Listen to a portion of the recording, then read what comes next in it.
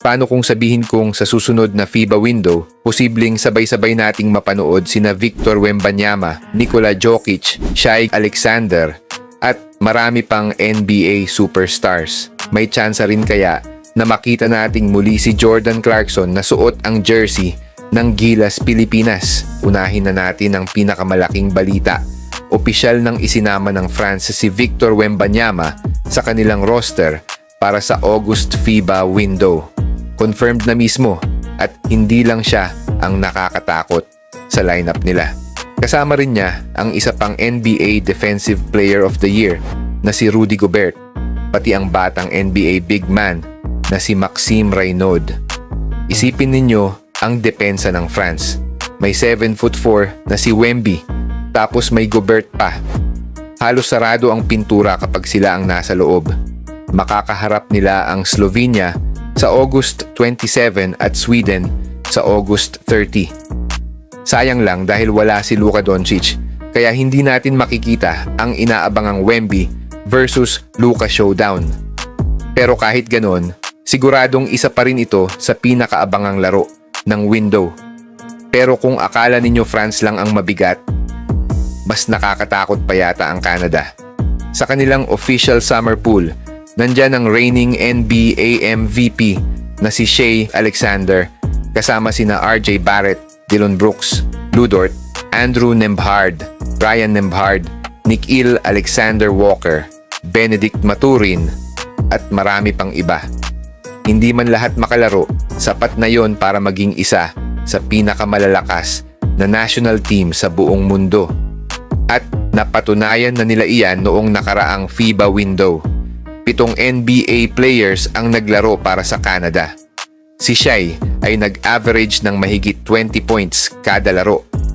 Malaki rin ang ambag ni na Andrew Nembhard at Dillon Brooks.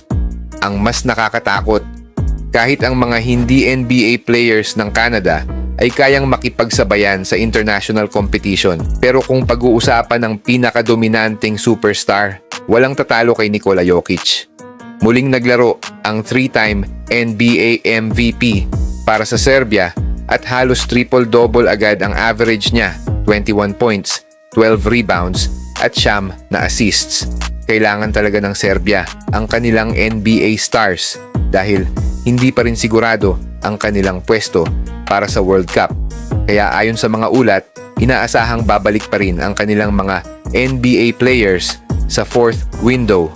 Posible ring makabalik si Bogdan Bogdanovic na hindi nakalaro noong nakaraang window. At hindi lang sila ang may NBA talents.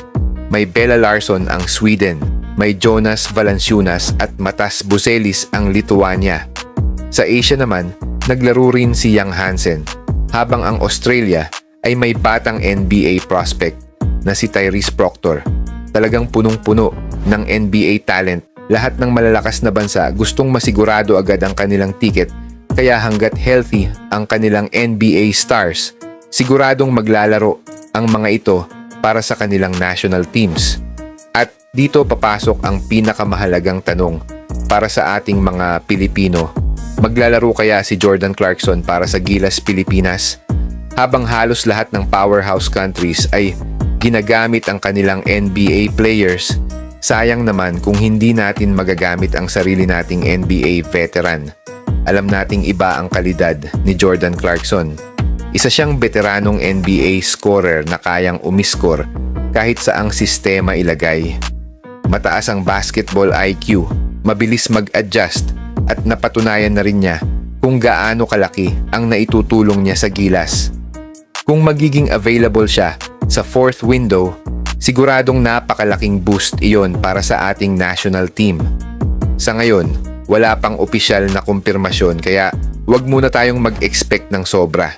Pero isang bagay ang sigurado, isa ito sa pinakaabangang FIBA windows sa mga nakaraang taon. Maraming NBA superstars ang posibleng magsama-sama sa international stage at siguradong puno ng matitinding laban ang bawat araw. Sa tingin ninyo, aling national team ang may pinakamalakas na roster? At gusto ba ninyong makita si Jordan Clarkson na muling maglaro para sa Gilas?